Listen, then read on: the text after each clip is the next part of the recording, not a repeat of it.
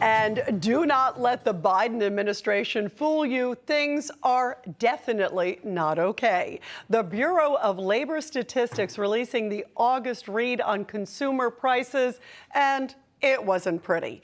According to the report, the prices for goods rose about 0.1% last month. Doesn't sound too bad, I suppose, until you stop to consider that this is a more than 8% increase since last year. And the cost of food is rising at a faster pace than any time since 1979. On the whole, you can see that we're still significantly higher than we were a year ago.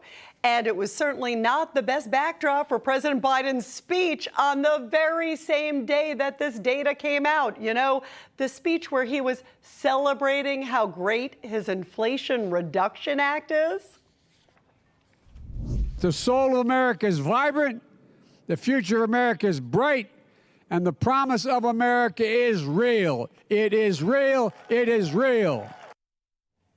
Well, Wall Street took notice with one of the worst days for the Dow Jones Industrial Average since 2020. Look at the number plummet there.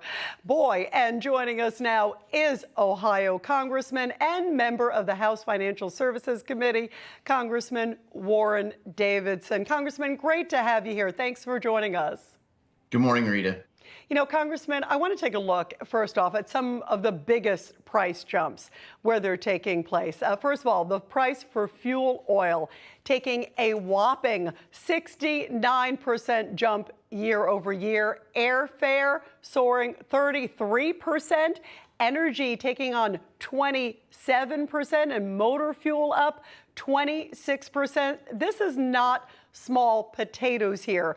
What do you make of the fact that the president was celebrating this week? What is he celebrating, Congressman? Yeah, we asked that same thing in a tweet. It's like, what exactly are you celebrating? And, you know, I think he's just trying to distract, though no better way to draw attention to it than concurrently while he's doing the event. You see the market tanking and the feedback coming up on the screen. So poorly thought out plan by the Biden administration, as has been the case for most of the policies. I mean, the good news is these things are reversible. Most of them are the result of bad policy choices. And the consequence for the American people is crushing them. I mean, if you think about 8.3% inflation, it's effectively foregoing a month of salary. So ask yourself, could you and your family get by with 11 months of pay for 12 months of work? That's the effect of 8.3% inflation. Yeah, that is huge. And speaking of which, you touched on energy prices. I want to show in particular because, boy, have they soared. And it is really getting even harder just to keep the lights on. This is the snake eating its own tail. If people can't afford to get work, they won't be able to make the money they need to pay for the fuel so they can get to work. I mean, it's sort of like just a terrible cycle. What can the Biden administration do to fix this? And I also think about the fact that in Europe, they're talking about having a very cold winter. They're worried because we stopped drilling here. Will they change anything? And I don't think they will in the near term. What do you think? Yeah, that's the problem. They're just tone deaf, just like the press conference. They're in theory, they're unable to associate cause and effect. The reality is it's the exact effect that they're looking for. They want energy prices to be high so that they accomplish this transition. It's, I don't know, a cult religion of climatologists, I guess, who think that, you know, we have to make everything cost more so people won't heat their homes or cool their homes or, you know, drive a car. Or if they do have an electric vehicle, they won't charge it. So, you know, the idea that energy consumption should be super low for ordinary people and then high enough for everyone else, the elites, it's the same sort of method of control that they're working to exert over everything. The policies could be reversed. The problem is there's a lot of collateral damage while the news shift takes place. So, yeah, you know, Biden announced this right after he took office, and over the course of the last year and a half, you know, we see the consequence showing up in massive high prices. The other thing is he's taking the Strategic Petroleum Reserve and depleting it. So he's doing what he can on gas in the near term.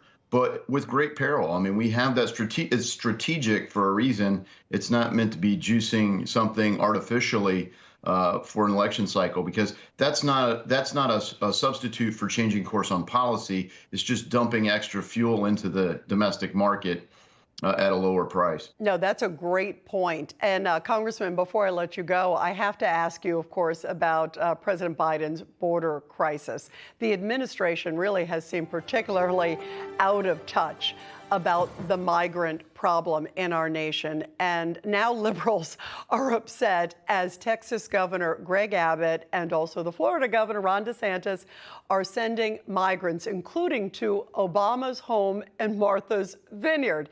This is stunning because California Governor, Democrat Gavin Newsom, even suggesting that the Justice Department should file kidnapping charges against these two Republican governors.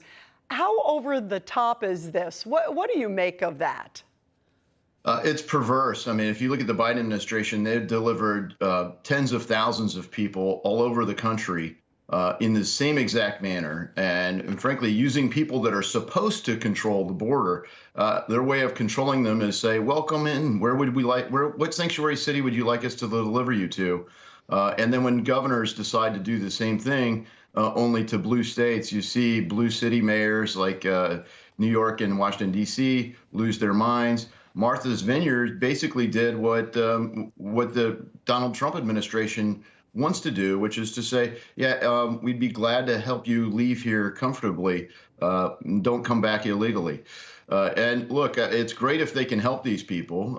And there are people who are legitimately refugees, and we have a process for that. The problem is the cartels are exploiting this. The New York Times, and I hate to give them credit, but they actually did a good piece of journalism at the end of July showing that under the Trump administration, the cartels were making about $500 million a year smuggling people across the border.